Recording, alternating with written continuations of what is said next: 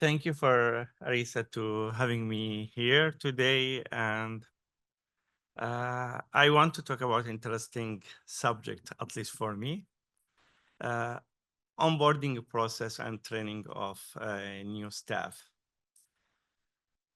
When I start my career, I didn't find like a pathway or training strategy to go through, so I had to figure out everything by myself, which took a time and took like stress. I was working maybe 4 or 5 extra hours outside the working time just to figure out like the next day what I am going to do.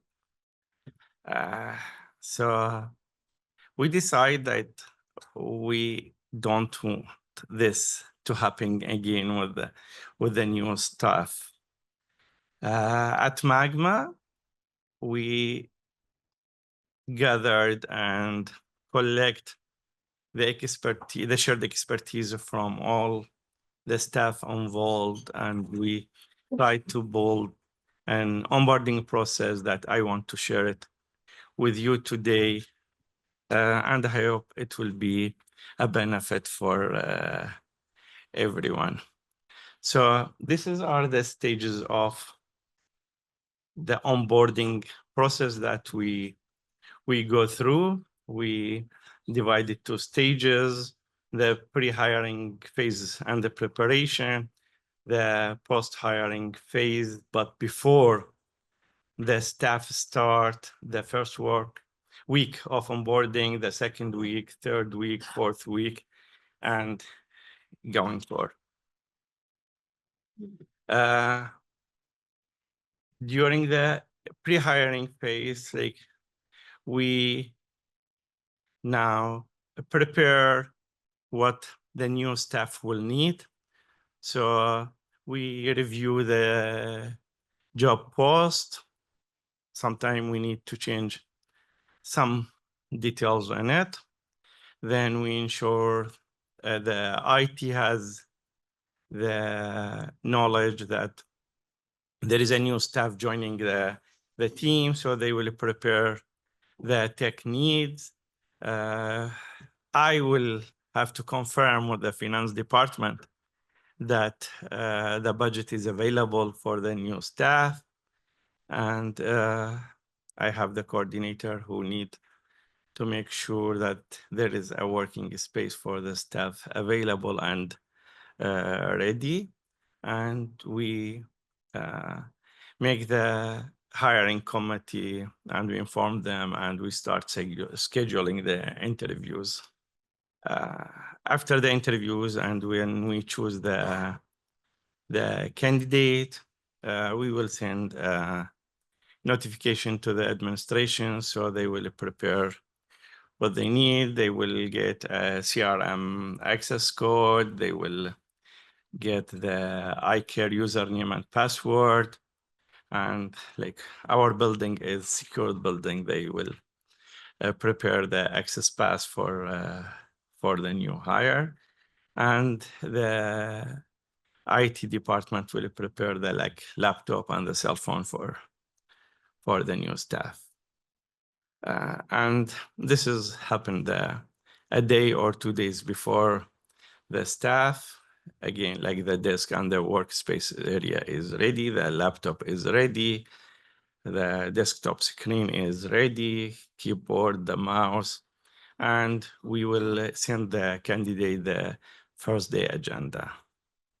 And now we will go through the first week. We divide the first week by the days and who will do what. So on the first day, we will take the new staff through the space orientation, the HR process, and we will go through the employee handbook. We have the employee handbook. We will go through him so he knows the policies and the requirement for him. The coordinator of the team will take him through this part. The second day, he will go through the department orientation. He will meet his colleagues and he will learn each one what is doing.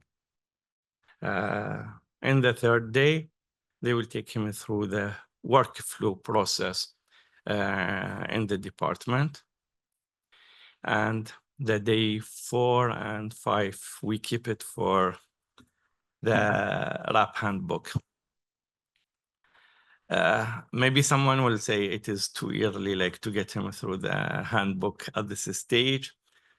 We are not expecting that he will know or he will get all the information in the handbook in 2 days in this early stage.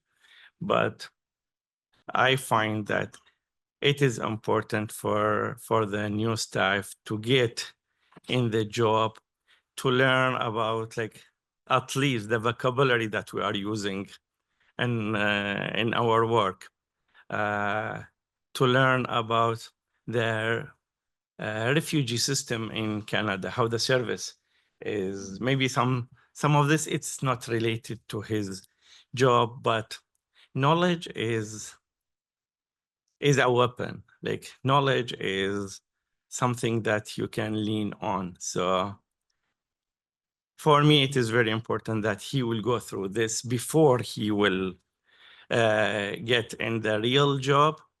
And after that, this handbook will be his guide through all the process. He can go back to it whenever he needs. It is like a textbook. You have it on your desk. Whenever you face an issue, you can just jump and go for it.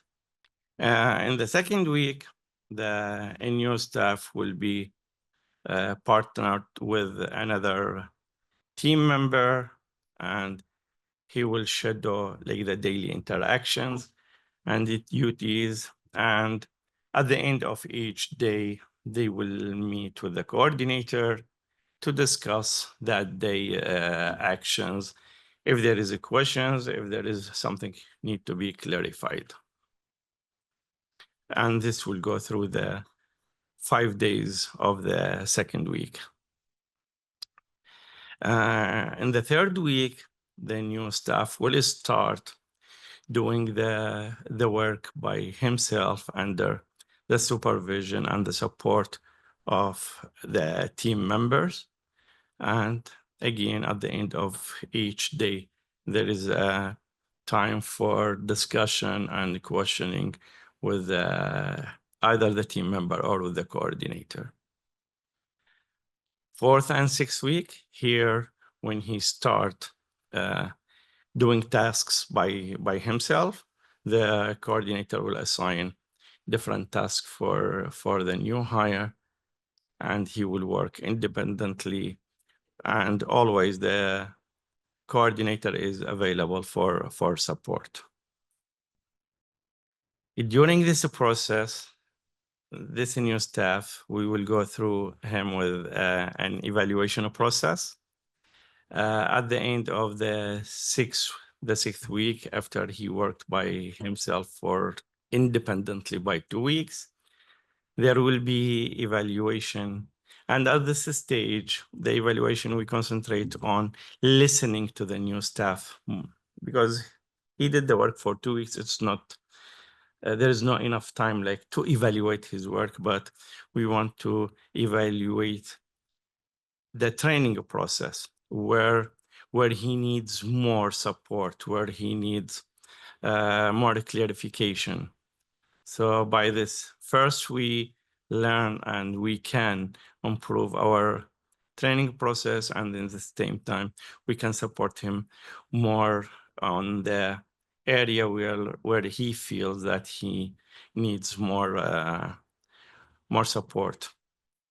At the end of the 8 weeks, the coordinator will give the input for the new staff, guiding him where he needs to put more effort, when he needs to put more concentration, where he needs to improve himself here.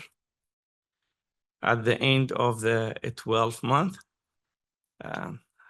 we will do kind of evaluation, and here I can say we can take the decision if this person is a good fit for this position, and he can feel if he's a good fit for position.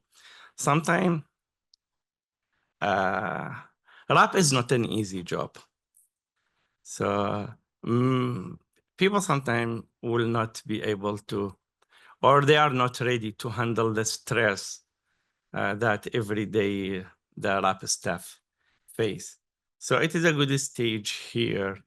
After 3 months, it's enough to kind to give us an idea, and we can decide if this person can handle this heavy job and he can continue the journey with us or not.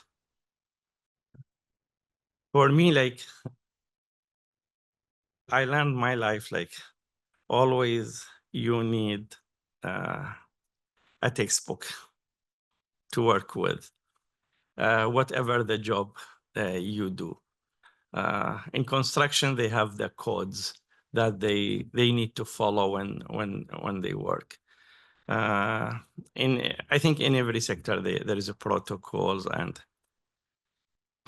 in newcomer services, I think the lab sector I can tell they are the lucky people because they have the handbook. They have the handbook.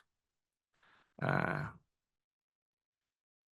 think this handbook is not very well taking, can I say it? It is, people underestimate its value.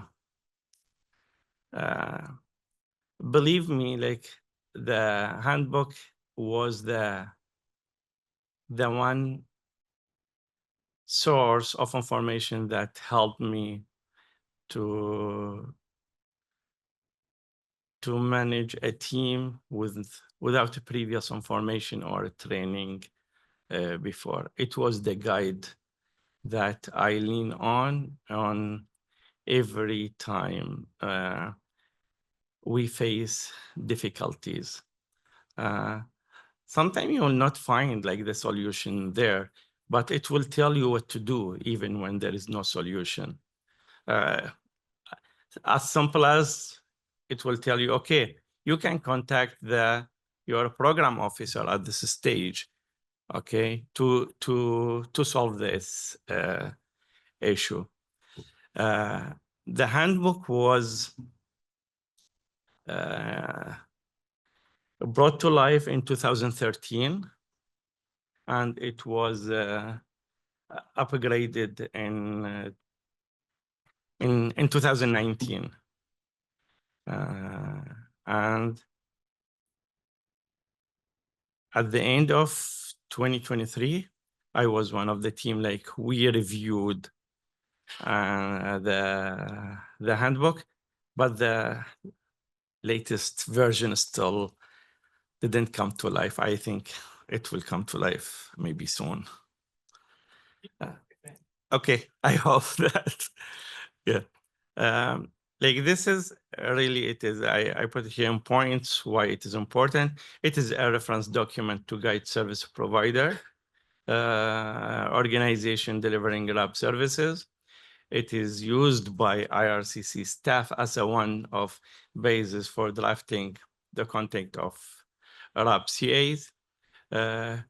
Use of handbook is also meant to ensure like national consistency in delivery of lab service across the country.